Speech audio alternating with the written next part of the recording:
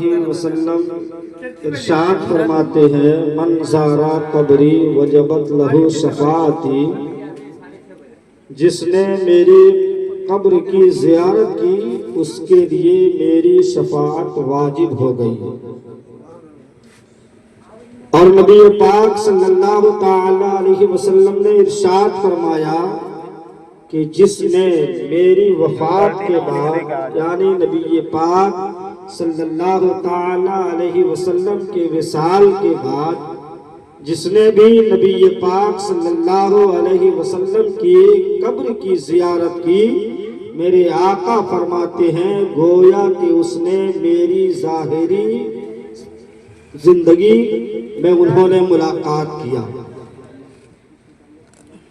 تو جو حج اور عمرہ کے لیے جاتے ہیں تو ہر عاشق، ہر مومن مسلمان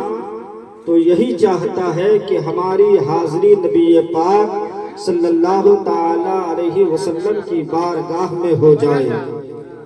اور جب نبی پاک صلی اللہ تعالی علیہ وسلم کی بارگاہ میں وہ بندہ حاضر ہوتا ہے، گویا اس نے ظاہری طور پر نبی پاک صلی اللہ تعالی علیہ وسلم کا دیدار کیا، زیارت کیا، کیونکہ اس وقت حج اور عمرہ کرنے والے وہ اللہ رب العزت کا مہمان ہوتا ہے، اور وہاں پر اللہ تبارک و تعالیٰ کی بارگاہ میں جو کچھ بھی التجا کرتے ہیں، اللہ تبارک و تعالیٰ ہر حج اور عمرہ کرنے والے کی دعا کو اللہ تبارک و تعالیٰ قبول فرماتا ہے۔ وہ بندہ کتنا خوش نصیب ہے کہ جسے اللہ تبارک و تعالیٰ نے دولت بھی عطا فرمائی اور اپنے گھر کی زیارت بھی نصیب عطا فرمائی۔ انہی میں سے حضرت حافظ و قاری اسلم رضا صاحب قبلہ بھی ہیں، جو آج مدینہ المنورہ مکہ المعظمہ کی زیارت کے لیے جا رہے ہیں۔ ہم سب دعا کریں اور وہ ہمارے لیے بھی دعا کریں کہ نبی پاک صلی اللہ تعالی علیہ وسلم کی بارگاہ میں ان کے صدقے میں ہم لوگوں کے بھی حاضری لگ جائے۔ آمین ثم آمین۔ تو میں نے جو آیت کریمہ تلاوت کی ہے، اللہ تبارک و تعالی قرآن مجید و فرقان حمید میں ارشاد فرماتا ہے کہ جو شخص جو اللہ کی راہ میں اپنے گھر بار کو چھوڑ کر کے نکلے گا تو زمین میں اس کے لیے کشادگی اور کشائش ہے، یعنی ہر بلا اور مصیبت، رنج، تنگ دستی اس سے دور ہو جائے گی۔ کس سے؟ جو حج کے لیے جاتے ہیں، جو عمرہ کے لیے جاتے ہیں، یعنی جو اللہ اور اس کے رسول کے گھر کی طرف ہجرت کرتے ہیں، اللہ کی راہ میں وہ نکلتے ہیں۔ اور آقا کریم صلی اللہ علیہ وسلم نے ارشاد فرمایا کہ جب وہ اللہ اور اس کے رسول کے گھر کی زیارت کے لیے نکلتے ہیں اور اگر اس کا انتقال ہو جائے تو اس کا اجر و ثواب اللہ تبارک و تعالیٰ کے ذمے میں ہے، یعنی اسے حج اور عمرے کا ثواب بھی ملتا ہے۔ ایسے ہر مومن مسلمان کے دل میں مکہ المکرمہ اور مدینہ المنورہ کی عقیدت و محبت موجود ہے۔ ہر کوئی چاہتا ہے کہ ہماری حاضری مکہ المکرمہ میں ہو جائے، ہماری حاضری مدینہ الرسول میں ہو جائے۔ ہر مومن کی یہ تمنا ہوتی ہے، کیونکہ اس شہر مقدس میں جسے ہم مکہ المکرمہ کہتے ہیں، اس شہر مقدس میں نبی پاک صلی اللہ تعالی علیہ وسلم کی ولادت باسعادت ہوئی ہے۔ اسی شہر مقدس میں نبی پاک صلی اللہ علیہ وسلم نے دعوت اللہ کا سلسلہ شروع بھی کیا ہے۔ اسی شہر مقدس میں حضرت سیدنا ابراہیم علیہ نبینا علیہ الصلوۃ والتسلیم نے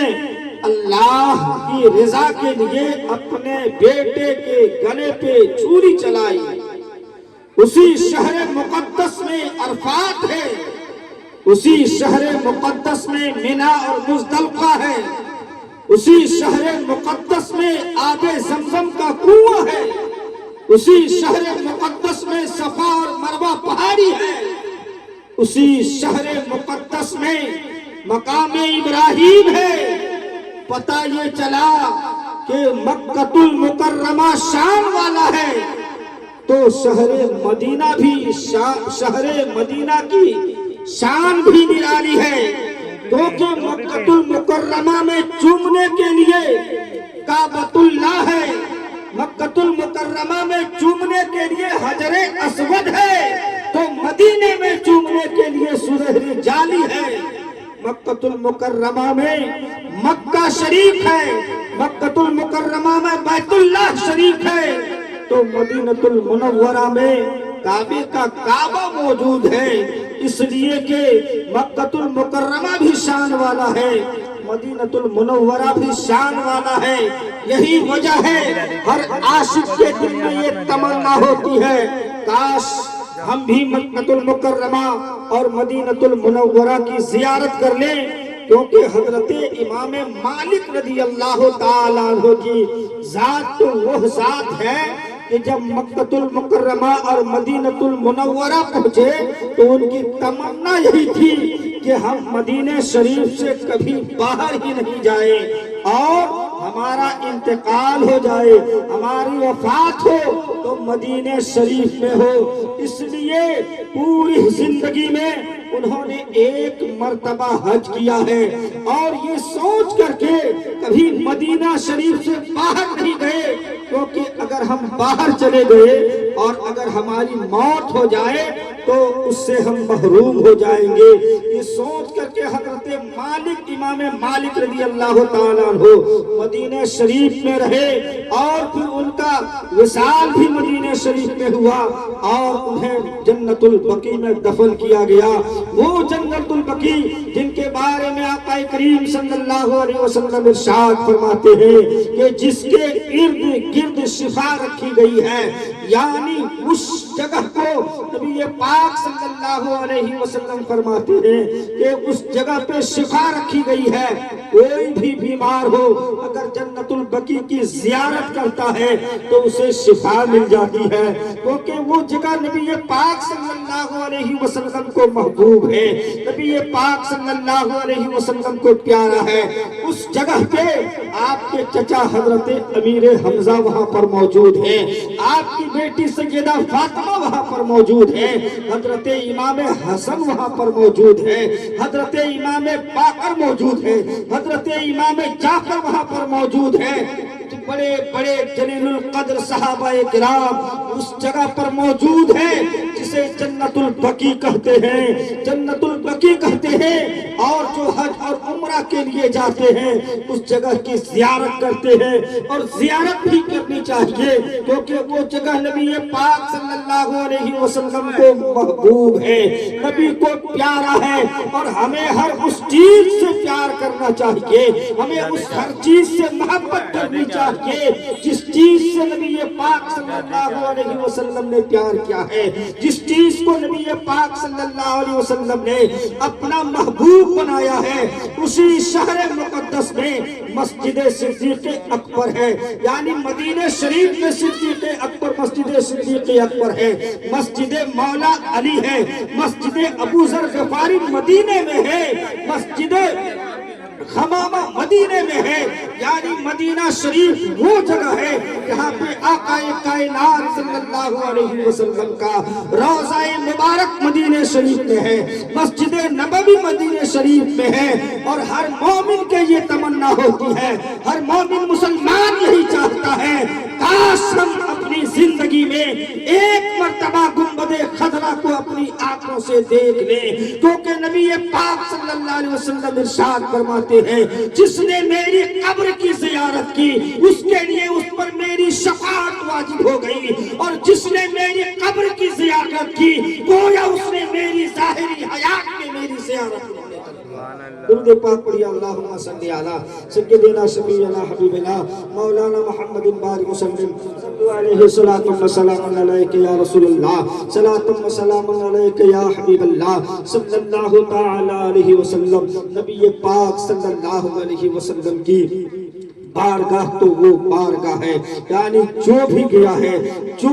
ہے نبی پاک صلی اللہ علیہ وسلم کی بارگاہ سے سب کچھ ہمیں ملتا ہے. آج ہمیں اور آپ کو جو مل رہا ہے، یہ دنیا جو قائم ہے، یہ نبی پاک صلی اللہ تعالی علیہ وسلم کا ہی صدقہ ہے جو ہمیں سب کچھ مل رہا ہے. اور نبی پاک صلی اللہ تعالی علیہ وسلم کا ہم اور آپ ذکر کرتے ہیں، اور جب تک ہماری سانس چلتی رہے گی ہم نبی پاک صلی اللہ علیہ وسلم کا ذکر کرتے رہیں گے. ہم اور آپ یہ تمنا کرتے ہیں، اور ہر مومن کو یہ تمنا کرنی چاہیے کہ ہمیں بھی مکہ المکرمہ اور مدینہ المنورہ کی زیارت نصیب ہو جائے، کیونکہ ہر مومن کے دل میں تڑپ ہوتی ہے، ہر مومن تڑپتا ہے، کیونکہ جو مدینہ شریف نہیں گئے ہیں وہ جانے کے لیے ترستے ہیں، اور جو مدینہ شریف سے واپس آ گئے ہیں، اور جو مدینہ شریف سے واپس آ گئے ہیں پھر وہ دوبارہ جانے کے لیے تڑپتے ہیں.